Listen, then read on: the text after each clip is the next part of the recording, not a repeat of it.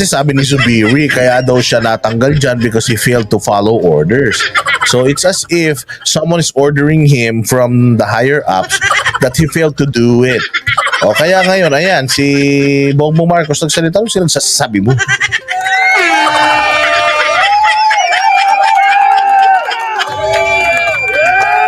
Oh, ayan na. O sige, i-play natin tong balitang ito at alamin natin kung anong sasabihin ni Presidente. Niit ni Pangulong Bongbong Marcos na wala siyang kinalaman sa pagpapalit ng liderato ng Senado. Pero inamin niyang alam niya ang mga ginawang paggalaw ng mga senador. Nasa frontline ng balitang yan, si Jenny Dongon. Hindi daw niya alam yung pagpapalit ng Senado pero alam daw niya yung galaw. Ano yun? Paano yun? Di mo alam tapos alam mo. Talaga? At least this time may alam siya. O at least this time may alam siya. Pero ito nga kasi ang problema, maniniwala pa ba tayo rito? Maniniwala pa ba tayo sa sabihin nito? Lahat ng halos karamihan ng mga sinasabi nito, hindi natin maintindihan. Sige, pasok. Nagsalita na si Pangulong Bongbong Marcos tungkol sa nangyaring balasahan sa Senado. Bago bumiyahe pa Singapore mula Brunei, nagpaunlak ng panayam ang Pangulo. Dito niya sinabi na inabisuan siya mismo ni Senate President Cheese Escudero bago ito kumilos para patalsikin si dating Senate President Mig Zubiri. He already brought it up and I said that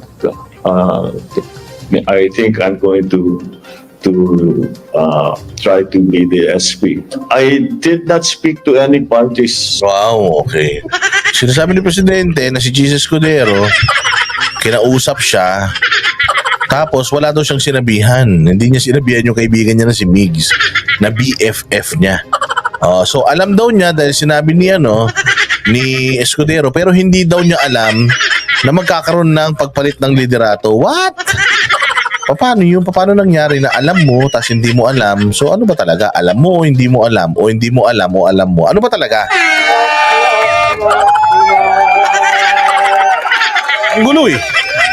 Sinabihan na ako. So alam ko na. Ngayon, yung nangyaring papalit ng SP, hindi ko alam. Ha? Sinabi na nga sa iyo eh, tapos hindi mo alam? Ang gulo-gulo.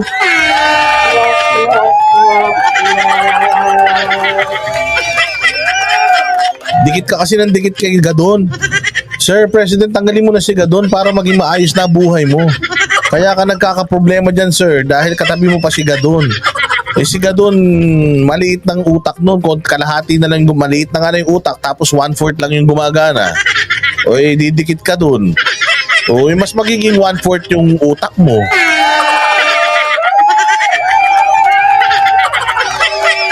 Kaya yung mga mga actuary-wap mo, sir, wag mo pakinggan. Wag mo pakinggan. President BBM, kaya mong paandarin tong gobyerno to kahit wala yung mga hinayupak na yan. Maniwala ka. Ako naniniwala ko magaling na presidente ito eh. Kaya lang talaga yung mga nasa paligid niya, hindi ko maintindihan, puros mga satanas eh. Kaya yan na nangyayari. At any point, simply because I was out of town. We knew the state of the voting. Michelle Mangarin, thank you very much sa iyo, ha, palakpakan.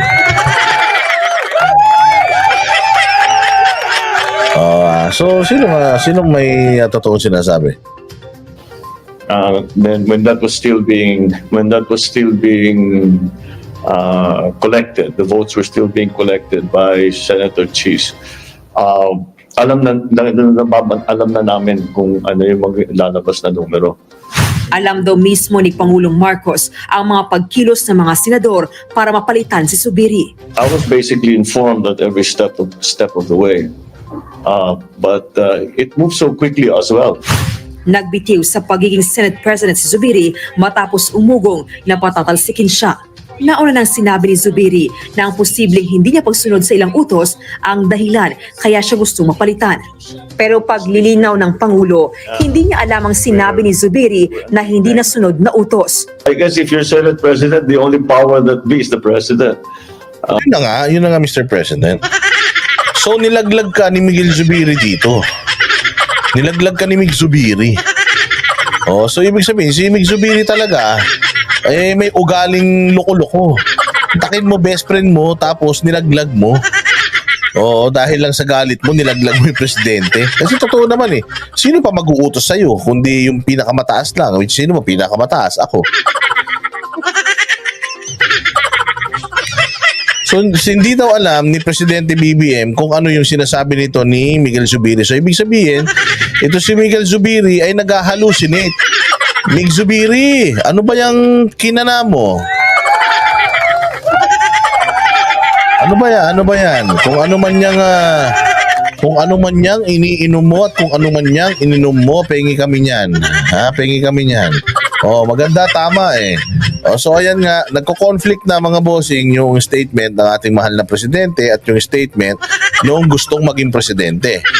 O, na si Mig Zubiri. At saka sa sobrang tampo ni Mig Zubiri, hindi pa siya nagpunta doon sa inorganize nung misis nito ni Sir na dinner. So, hindi natin alam kung ito bang si Zubiri maghihigante sa pamahalaan o iiyak na lang.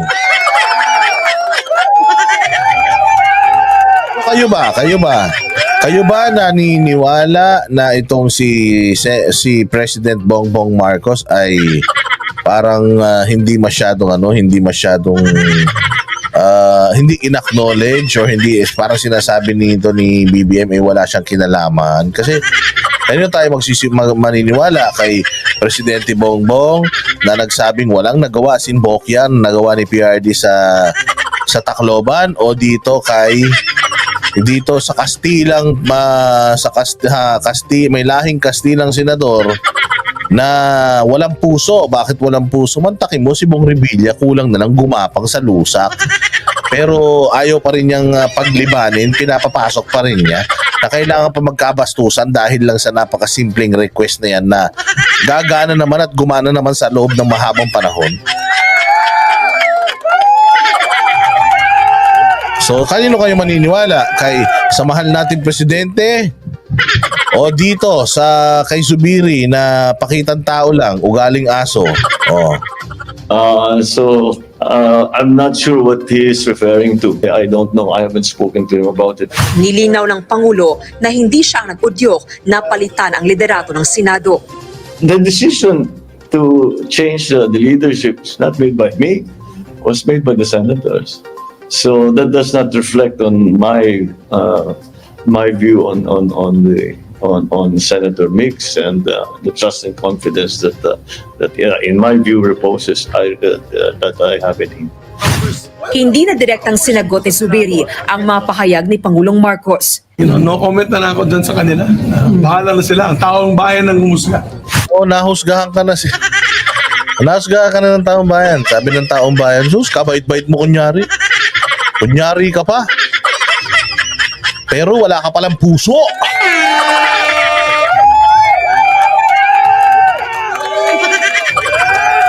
Buti pa dati. Sabi nga nila buti pa yung saging may puso, ikaw wala. Oo, sarap niyan. So galit na nga ito. Wala na ako, bahala na sila sa buhay nila. Totompo si kuya. Ayaw mo matanggal, di sana inayos mo.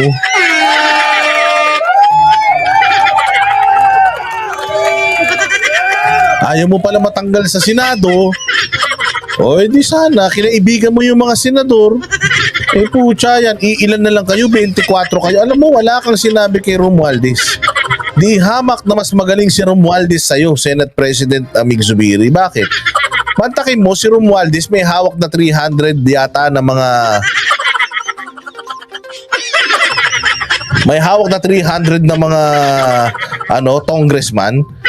Lahat yung congressman niya bukod kay Pulong tsaka kay Alvarez napapasunod niya sa kanyang to the tune of his music.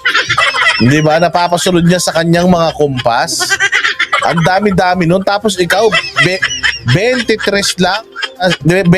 lang na senador, hindi mo pa naayos. So mahina kang leader.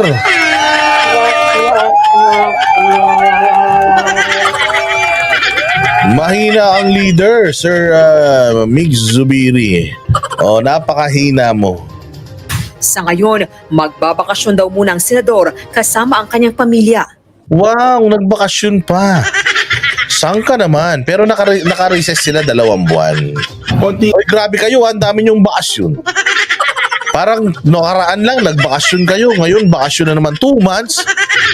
Bayad ba yan? Pucha, bayad kayo ng taong bayan. 2 buwan, wala kayong ginagawa. 2 buwan, nakatunga nga kayo dyan. Kaya pala yung mga iba kong mga vloggers, yung mga senador na mga nakikita kong mga nakapost-post kung saan-saan na sila nagpupunta mga probinsya.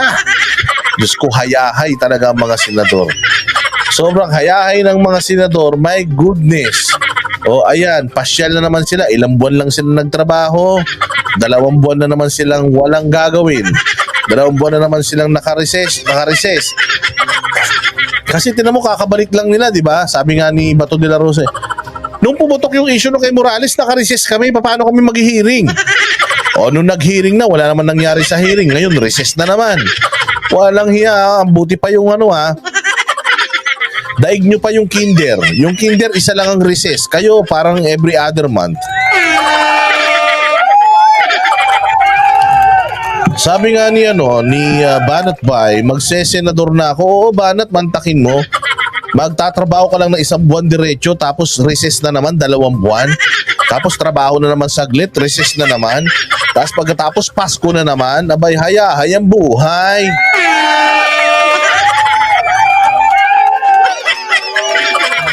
Oo, samantalang tayo, nagbabayad pa tayo ng buwis. Diyos ko, kukuha ka lang daw ng leave. Butya yan, yung katulad din nangyari kay Bong Revilla, o kukuha ka lang ng leave. Butya yan, ang sakit mo, lagnat lang, pakukuhanin ka pa ng mga med certificate. Tapos, entitled ka naman sa leave. Pag nag-leave ka, putya, ayaw ka pang payagan.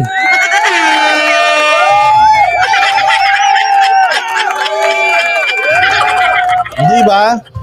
So kaya tama ito, Banat Bay. Ito ang para sa iyo, magsenador ka, dahil yung senador pala kaya pala ang pupogi ng mga senador, hindi sila stressed. Kasi lagi silang naka-beauty rest. Me time, konting emotional and mental break from all the politics and the nasty backstabbing na nangyayari dito sa Wow, backstabbing. Sobrang rin kasi, sir, baitan mo kasi. Ba't ka binackstab? Alam mo kung bakit? Masama kasi ugali mo. Kung nagpakabait ka, di walang babackstab sa'yo.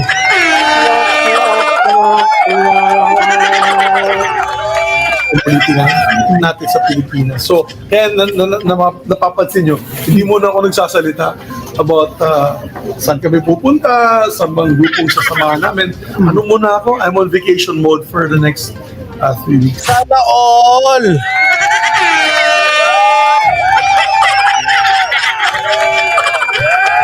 Sana all. Sana all naka-vacation mode na. Buti pa si sir. Naka-vacation mode na, palakpakan.